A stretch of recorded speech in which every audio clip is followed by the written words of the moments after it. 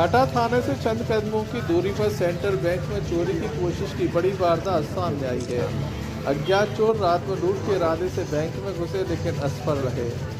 Bank में लगे उपकरणों की मदद से घटना की सूचना पर हटा थाना पुलिस मौके पर पहुंची। घटना की गंभीरता को देखते हुए पुलिस अधीक्षक सुरकीर्ति सोमवंशी, डॉग स्क्वाड एवं अन्य टीमें भी मौके पर बुलाई गई। अब मामले की जांच शुरू हो चुकी है। बताया जा रहा है कि चोर पीछे से गिर तोड़कर लाकर रूम में गए, दीवार तोड़कर बैंक में घुसे। हालांकि बैंक में लगा अलार्म बज उठाने से सुनकर आरोपी भाग निकले।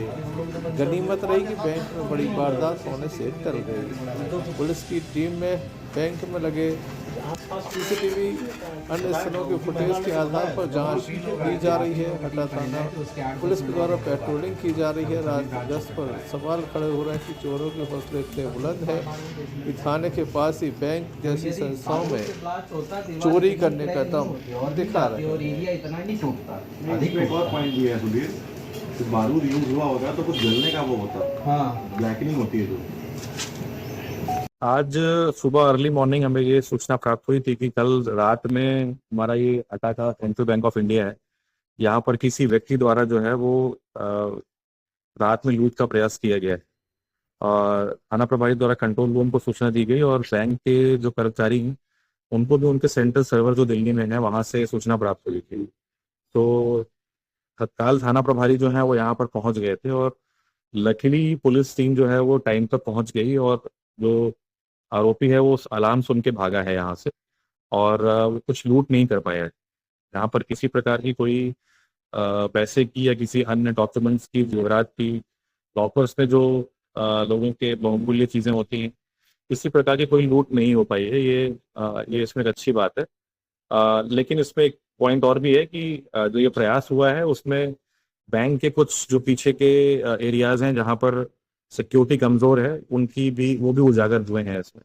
तो हमारी फोरेंसिक की टीम, डॉग स्क्वाड और साइबर की टीम यहाँ पर अभी पहुँचने वाली है और जो भी यहाँ पे साक्ष्य उपलब्ध हो रहे हैं यहाँ पर मौके से उसको हम लोग कलेक्ट करेंगे और प्रयास करेंगे कि इसमें जो भी आरोपी है उसको जल्दी से जल्दी गिरफ्तार।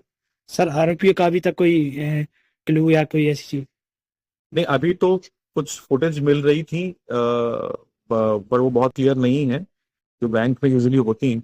पर उसके अलावा भी हमारी टीमें अभी पूरे क्षेत्र में घूम रही हैं और जिस प्रकार से जो भी क्लू मिलेंगे उसको हम इन्वेस्टिगेशन में शामिल करें। ठीक।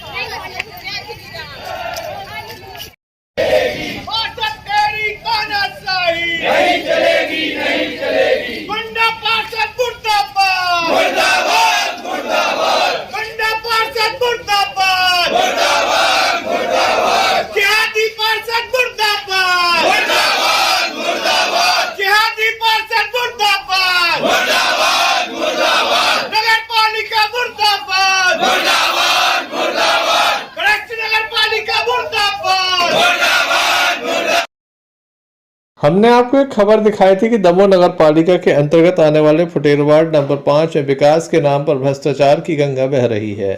इस खबर को दिखाए जाने के बाद जहां वार्ड वासियों ने लगातार इस चीज का विरोध किया था कि इनके वार्ड में विकास नहीं हो रहा है, जो भी काम होते हैं उसमें भ्रष्टाचार होता है, क्षेत्र विशेष को छोड़ दिया गया है। जिसके बाद आज जमकर मुर्दाबाद के नारे सुनाई दिए। नगर पालिका के विरोध में जमकर नारेबाजी हुई, पक्षपात करने के आरोप भी लगे हैं। एक ज्ञापन भी सौंपा गया है और कहा गया है कि अगर जल्द ही यहाँ पर विकास नहीं होता तो अब एक बृहद आंदोलन होगा जिसकी जवाबदारी प्रशासन की होगी। आइए इन्हीं से जान लेते हैं इनकी क्या प्रमुख समस्याएं थीं, प्रशासन के सामने इनके द्वारा किन मांगों को रखा गया है।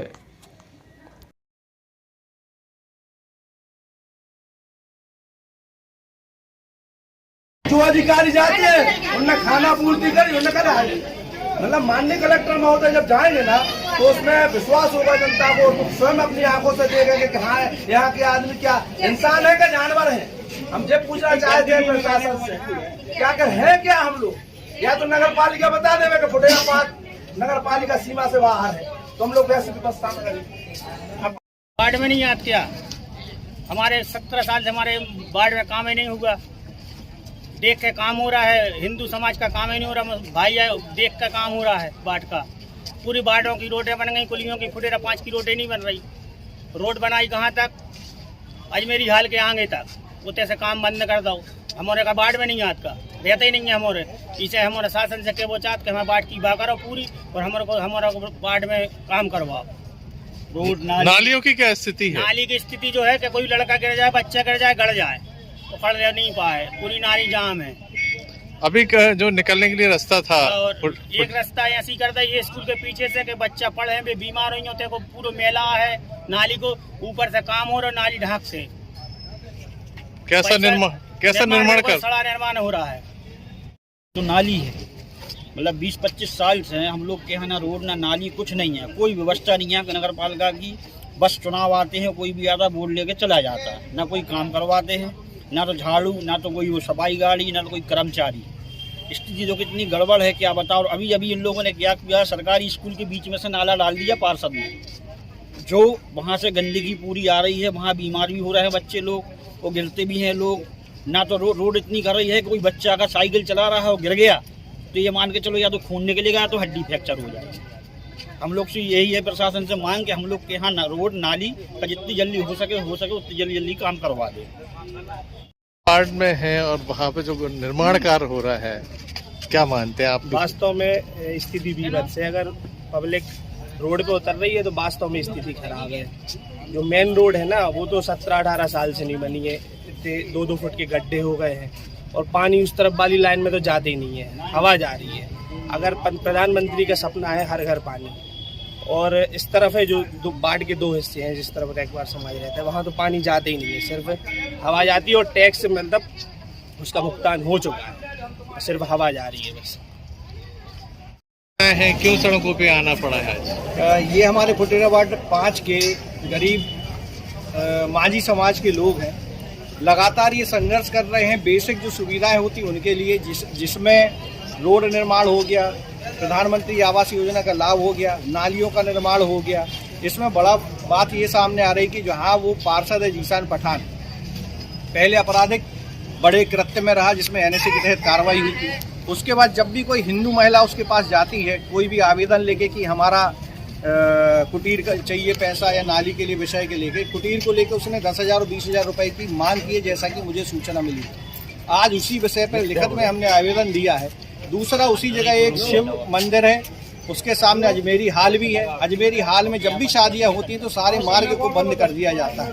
हाई कोर्ट की रूलिंग के अनुसार आप किसी भी सार्वजनिक और रहवासी क्षेत्र में शादी का कोई मैरिज गार्डन नहीं चला सकते और आप मार्ग अवरुद्ध नहीं कर सकते। तेज आवाज में तेज ध्वनि से वहाँ पे जो बच्चे पढ़ने वाले उनको भी डिस्टर्बेंस है।